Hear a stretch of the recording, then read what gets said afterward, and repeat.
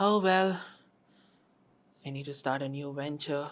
Let me check anybody on my contacts who can help me.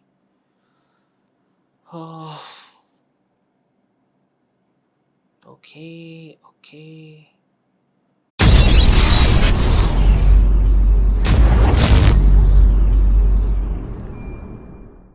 Well, as you just saw what I just did, this is what many of us do. When we start off on a new venture, when you are starting a new ministry, a business, or a training program, whatever you're doing, maybe you just brought out a new book, a new initiative, what do? You immediately rush to people in your contacts. You rush to people on your phone, you rush to people on your Facebook list and see, oh, somebody can support me. And you have this idea like, wow, I have 2,000 friends on Facebook, which means they're going to support me, like me. And after you start your venture, that's when you realize, oh my goodness, I can have 2,000 friends on Facebook. And it may be hard to find even two people who would actually stand by you and be supportive to you, right? I want you to understand something very important here. This is an important word because a lot of people are so disappointed. They come out starting with that full fire and the passion and expecting that these people will support them, their family members will stand by them. They expected those people in their contacts to be the ones who will unlock new doors and of opportunity for them, that they thought that, wow, I'm part of this community, I think that community might help me. I am part of this influential group, which means I may have some influence coming along my side. I know this renowned person, I think they're going to speak up for me. We start off with that expectation on people, and then very quickly everything goes down the drain because we realize none of them are actually helping. Are you in a place like that? Are you in a place you're saying, John, I invested in these people. John, I supported these people. John, I was always there for them. I was always supporting and cheering them on. But today, when I'm standing on my own venture, when I'm starting my own ministry, when I am doing this initiative on my own, I don't have people to support. I don't have help coming to me on my end. Are you in a place like that? Before I go into the word, I encourage you guys to like this video, share this video, comment on the video, engage with the video, because that will help this video to reach more people. I really encourage you guys to do that because we want to see the efforts put towards these videos will reach more people for the glory of God. And check out my daily podcast, which is a great blessing to people around the world, which will be a blessing to you. Other details like my books and my social media handles and my website are all in the description. Do connect and check, and would love to hear from you guys as well. Now, listen to this carefully. You may be in a place in your life today. You're saying, John, all the people I supported and stood by, they're growing, they're gone to new levels, but here I am. Nobody to support me, nobody to stand by me, nobody to help me. What will I do? Well, I'm here to tell you something very important here.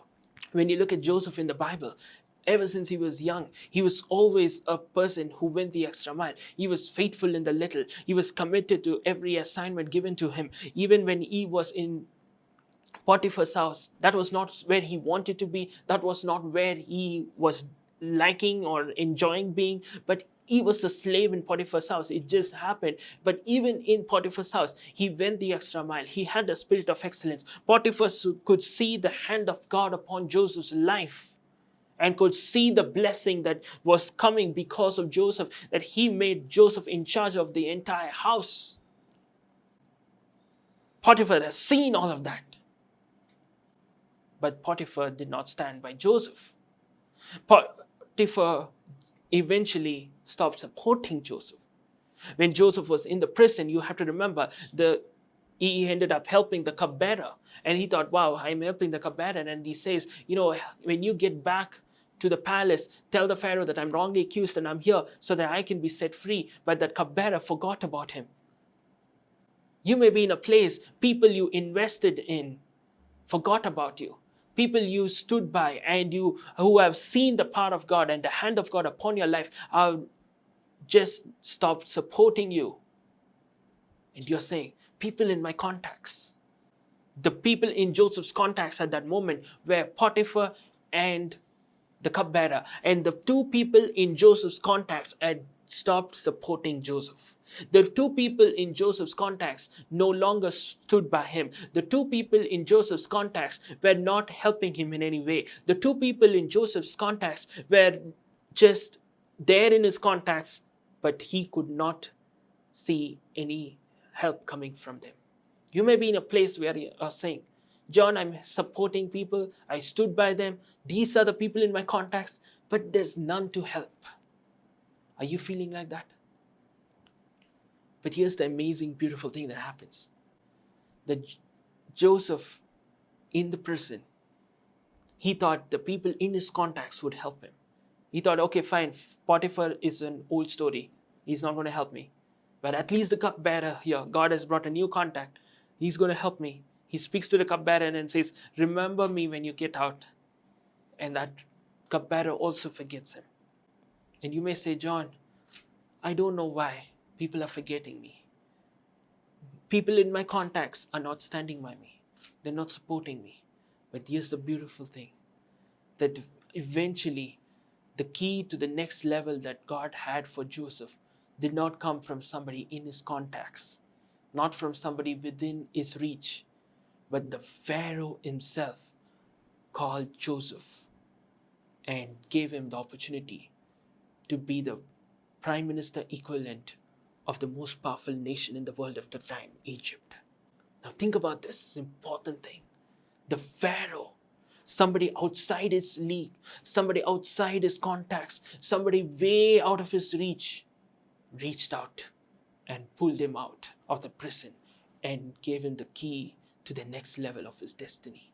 What I want you to understand is your help is coming from outside your contact list. You're looking from within your contact list and saying, nobody's helping me. You're saying people within your reach are not standing by you. Listen carefully. When you are faithful, when you stand and be the kind of person that God wants you to be, when you are committed to do what God has called you to do, when you are going the extra mile, having the spirit of excellence, your help is coming from outside your contact list. People you never thought who would stand by you, people who you never thought would help you are going to come helping you.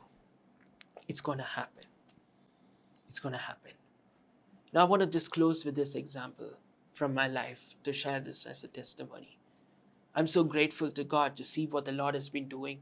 As some of you would have just noticed that we had some people I really looked up to coming on my podcast.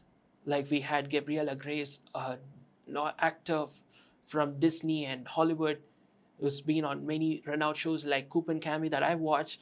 I was amazed, and I'm still amazed and grateful to God for that wow moment. Or based in of Mark Angel Comedy. I've been watching Mark Angel Comedy for many years. To host him and to be connected with him, I was wow. But both of them, I would consider as people outside my contact list that God brought into my life. Like they were like the pharaohs who were outside my contact list that God brought into my life. Because, people I looked up to, people within my reach, many people within this country, they looked down on me. They despised me. They said all sorts of negative things about me. You could see from their tone, their behavior, their action, they looked down on me and ridiculed and mocked me, took advantage of me and just wanted to get some personal benefit through me, but never really cared about me as an individual. And when I noticed what was happening, I just realized, I was looking up to people. I invested in them so much.